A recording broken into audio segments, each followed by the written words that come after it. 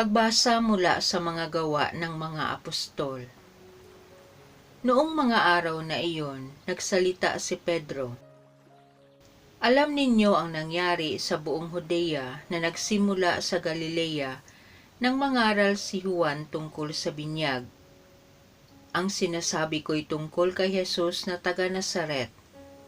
Ipinagkaloob sa kanya ng Diyos ang Espiritu Santo at ang kapangyarihan bilang katunayan na siya nga ang hinirang.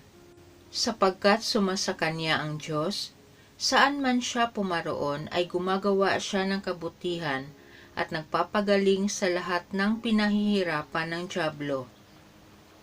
Saksi kami sa lahat ng ginawa niya sa lupain ng mga Hudyo at sa Jerusalem. Gayunman, siya'y ipinako nila sa krus. Ngunit muli siyang binuhay ng Diyos sa ikatlong araw. Napakita siya hindi sa lahat ng tao, kundi sa amin lamang na noon pang unay pinili na ng Diyos bilang mga saksi. Kami ang nakasama niyang kumain at uminom pagkatapos na siya'y muling mabuhay. Inatasan niya kaming mangaral sa mga tao at magpatotoo na siya ang itinalaga ng Diyos na maging hukom ng mga buhay at mga patay. Siya ang tinutukoy ng mga propeta ng kanilang ipahayag na bawat mananalig sa kanya ay tatanggap ng kapatawaran sa kanilang mga kasalanan sa pamamagitan ng kanyang pangalan. Ang salita ng Diyos. Araw ngayon ng may kapal, magalak tayo at magdiwang. O pasalamatan ang Panginoong Diyos, pagkat siya'y mabuti. Ang kaniyang pag-ibig ay napakatatag at mananatili. Ang taga-Israel, bayaang sabihin at kanilang ihayag, ang pag-ibig ng Diyos ay hindi kukupas. Araw ngayon ng may kapal, magalak tayo at magdiwang. Ang lakas ng puon ang siyang nagdulot ng ating tagumpay sa pakikibaka sa ating kaaway.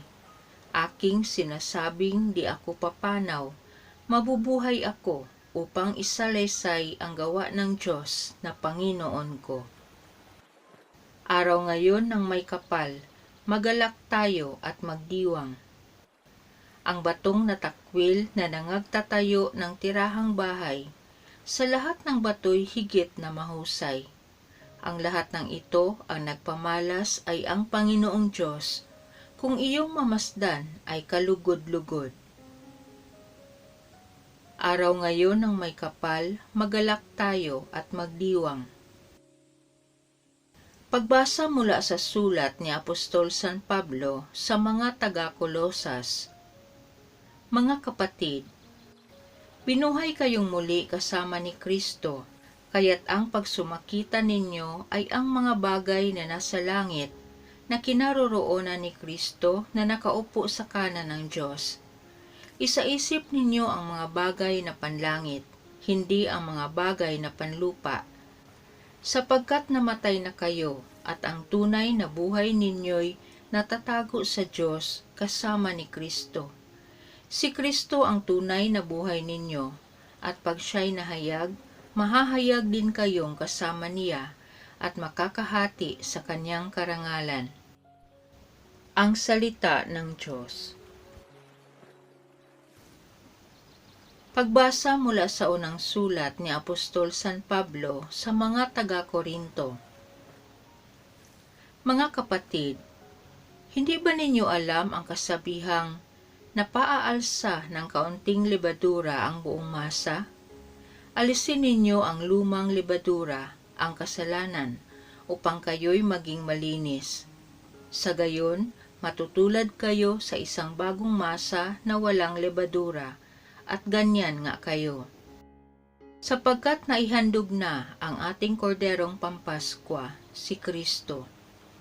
Kaya't ipagdiwang natin ang Paskwa, ngunit hindi sa pamamagitan ng tinapay na may lumang lebadura ng kasamaan at kahalayan, kundi sa pamamagitan ng tinapay na walang lebadura, sa gisag ng kalinisan at katapatan.